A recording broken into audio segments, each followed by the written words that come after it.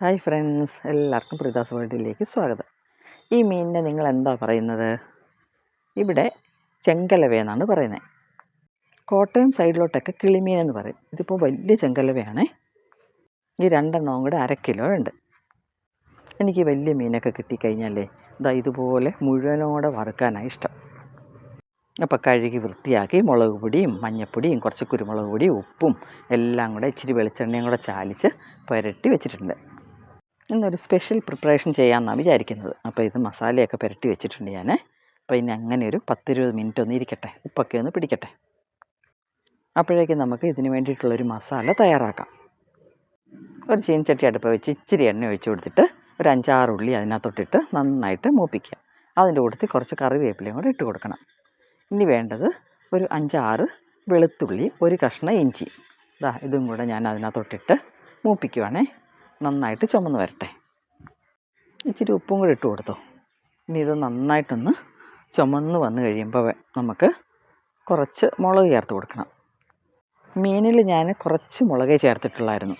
അപ്പോൾ ഇത് കണ്ടോ, ഇതുപോലെ അരച്ച് വെച്ച മുളകായതേ, അതും കൂടെ നമുക്ക് ചേർത്ത് കൊടുക്കാം. ഇനി ഇതെല്ലാം കൂടെ നന്നായിട്ടൊന്ന് മൂത്ത് വരട്ടെ. ഉള്ളിയുടെയും വെളുത്തുള്ളിയുടെയൊക്കെ പച്ചമണം മാറാൻ വേണ്ടിയിട്ടാണ് ഇങ്ങനെ ചെയ്യുന്നത്.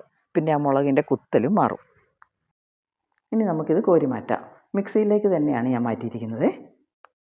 ഇനി ആ ചീനച്ചട്ടിക്കകത്തോട്ട് തന്നെ നമ്മൾ 2 ടൊമാറ്റോ ഇട്ട് കൊടുക്കുകയാണ്. എണ്ണയൊക്കെ വളരെ കുറച്ച് മതി ഇതിന്. കണ്ടോ, ഇതുപോലെ ഒന്ന് ഇളക്കിയിട്ട് നമുക്ക് കുറച്ച് ഉപ്പും കൂടെ ഇട്ട് കൊടുത്തിട്ട് അടച്ച് വെച്ച് ചെറിയ തീയിൽ അതിൻ്റെ ആ പച്ചമണം മാറുന്നവരെ ഒന്ന് വേവിക്കണം.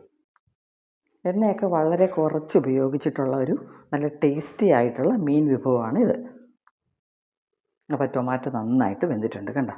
ഇനി നമുക്കിത് മിക്സിയിലേക്ക് ഇട്ട് കൊടുക്കാം. ഇതിൻ്റെ പകുതി ടൊമാറ്റോ ഞാൻ ഇട്ട് കൊടുക്കുന്നുള്ളേ. ബാക്കി ടൊമാറ്റോ എനിക്ക് ഫ്രൈഡ് റൈസ് ഉണ്ടാക്കുമ്പോൾ ചേർക്കാൻ വേണം. അത് ഞാൻ വേറെ അരയ്ക്കുന്നതേ ഉള്ളൂ. മീൻ ചേർക്കാനായിട്ടുള്ള മസാല ഞാൻ അരച്ച് വെച്ചിട്ടുണ്ട്. എന്നാൽ പിന്നെ നമുക്ക് മീൻ വറുക്കാം അല്ലേ. കണ്ടോ, മസാല റെഡി ആയിട്ടുണ്ട്. അപ്പോൾ ഒരു പാന് അടുപ്പത്ത് വയ്ക്കാം. അടുപ്പത്ത് വെച്ചിട്ട് 1 സ്പൂൺ എണ്ണയെ ഞാൻ ഒഴിച്ചിട്ടുള്ളൂ. കണ്ടോ, നോൺ സ്റ്റിക്കിൻ്റെ പാനാകുമ്പോഴത്തേക്കിനും വളരെ കുറച്ച് എണ്ണ മതി. എന്നിട്ടൊന്ന് തടവി കൊടുക്കുക. നന്നായിട്ട് ചൂടായി കഴിയുമ്പോൾ നമുക്ക് ആ മീൻ 2 ഇട്ട് കൊടുക്കാം. കണ്ടോ, ഇതുപോലെ വെച്ച് കൊടുക്കണം. മീനിൻ്റെ അരപ്പ് പരത്തിയപ്പോൾ ഓൾറെഡി നമ്മൾ കുറച്ച് എണ്ണ അതിനകത്ത് ചേർത്തിട്ടുണ്ടായിരുന്നേ. അപ്പം ഈ എണ്ണ ധാരാളം മതി.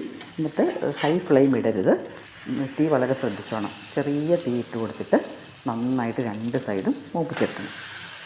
ഒരിക്കലും നമ്മൾ പരത്തിയ മസാലകൾ കരിയാൻ പാടില്ല. അതുകൊണ്ടാണ് തീ കൂട്ടിയിട്ട് കൊടുക്കരുതെന്ന് പറയുന്നത്.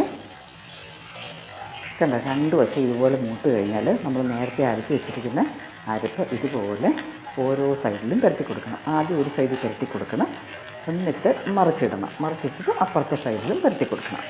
കണ്ടോ, ഞാൻ 2 മീനിൻ്റെ ഭാഗത്ത് മസാല പുരട്ടി കൊടുത്തിട്ടുണ്ട്. ഇനി നമുക്കിത് 2ഉം മറിച്ചിടണം.